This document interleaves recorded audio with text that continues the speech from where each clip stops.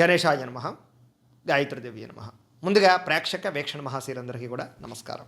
ఎలాంటి మిత్రులతోటి ప్రమాదకరమో లేదా మనతో నటించేటటువంటి మిత్రులు ఉంటారు, వాళ్ళతోటి ఎలా జాగ్రత్తలు తీసుకోవాలో, ఒకవేళ మిత్రువే కనుక శత్రువు అయితే మన గుట్టు మన రహస్యాలు ఎలాగా బట్టబయలవుతాయో ఈ విషయాలన్నీ కూడా చాణక్యుడు చెప్పాడు. ఆ విషయాలు మనం ఇప్పుడు తెలుసుకునే ప్రయత్నం చేద్దాం. మన జీవితంలో ముఖ్యంగా మిత్రులు చాలా ప్రాముఖ్యతను వహిస్తారు. కుటుంబ సభ్యుల తర్వాత చాలా ఎక్కువగా మన జీవితంలో ప్రాముఖ్యతనిచ్చేటటువంటిది ఎవరయ్యా అంటే కనుక మిత్రులు, స్నేహితులు.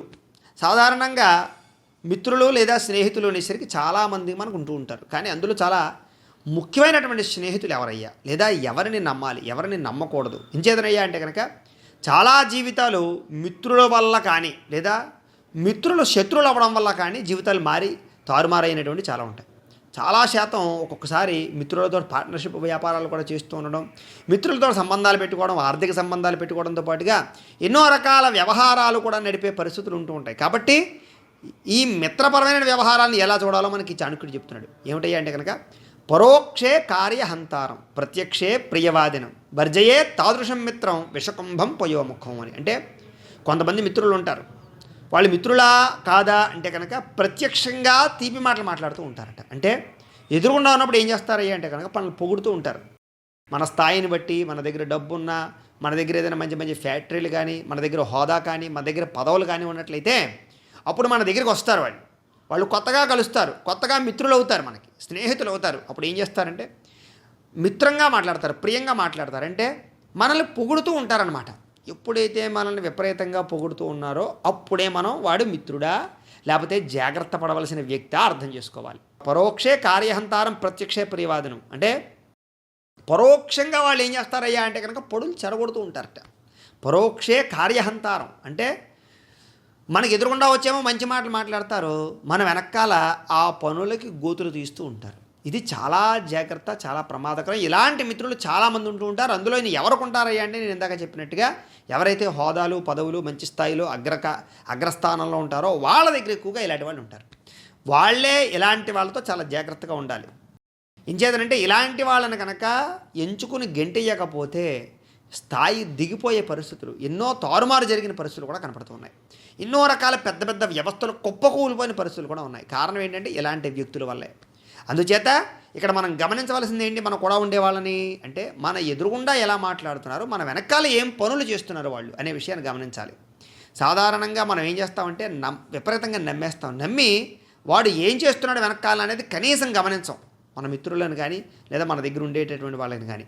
ఈ విషయాన్ని చాలా జాగ్రత్త పడమంటున్నాడు చాణక్యుడు. ఏం చేద్దానంటే జీవితంలో ఎన్నో వ్యవస్థలు నాశనం అయిపోయింది దీని మూలించే. కాబట్టి అంతెందుకండి, బ్రిటిష్ వాళ్ళ దగ్గర నుంచి పోల్చుకుంటే ఎక్కడిదెక్కడ పోయినా సరే మన వాళ్ళలో కొంతమంది లేదా ఎప్పటికీ కూడా కొంతమంది మన వ్యవస్థలలో ఇముడీకృతమైన వాళ్ళు కూడా కొంతమంది ఏమిటి అంటే కనుక కొంతమంది పైకి హిందువులుగా మాట్లాడుతూ ఉంటారు, వెనకాల వ్యవహారాలు నడుపుతూ ఉంటారు. రాజకీయ నాయకులు కూడా కదా, ఇలా ఎన్నో చూస్తున్నాం కదా మనం. అందుచేత పైకి మాటలు వేరు, తీపి మాటలు మాట్లాడే వాళ్ళతో జాగ్రత్త, పొగిడే వాళ్ళతో జాగ్రత్త అని. అలాగే పాలపాత్రలా కనపడతారు వీళ్ళు, కానీ విషకుంభం లాంటి వాళ్ళు అంత బాగా పోల్చాడు చూడండి.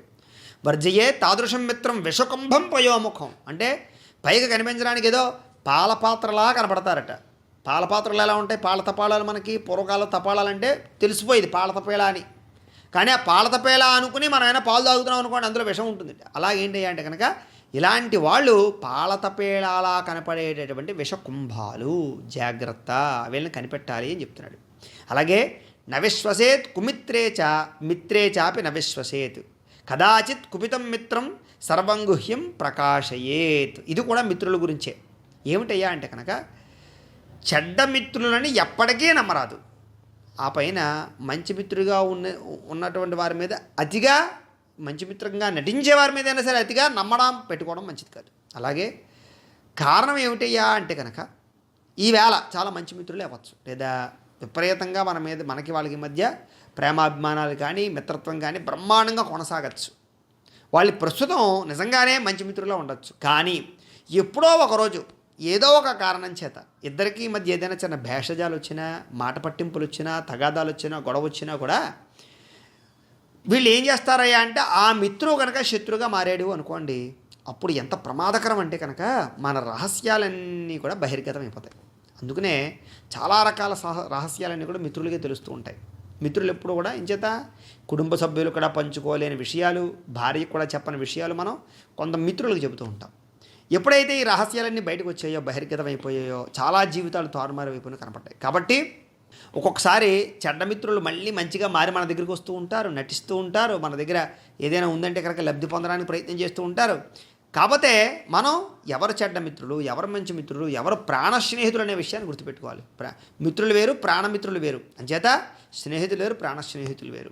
అంచేత మిత్రులతో జాగ్రత్త, ప్రాణ స్నేహితులతో కూడా కొంచెం జాగ్రత్త వహించమనే చెప్పాడు. ఎందుచేతనయ్యా అంటే కనుక మనం మనుషులు, మనం అందరం కూడా మనుషులమే.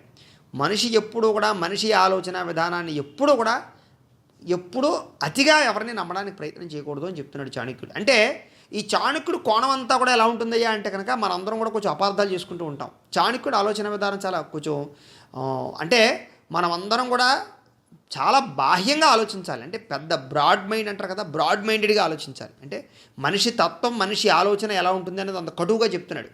మనిషి ఎప్పుడూ ప్రమాదకారే అంటాడు చాణక్యుడు. కాకపోతే మనం దాన్ని ఎలాగయ్యా అంటే కనుక మనం నమ్మకపోవడం కారణం మనలో కొన్ని బలహీనతలు. ఇప్పుడు ఎదుటి వ్యక్తి ఎంత దుర్మార్గుడైనా సరే మనం ప్రేమిస్తాం అనుకోండి, వాడు చెడ్డవాళ్ళ కనపడ్డు మనకి.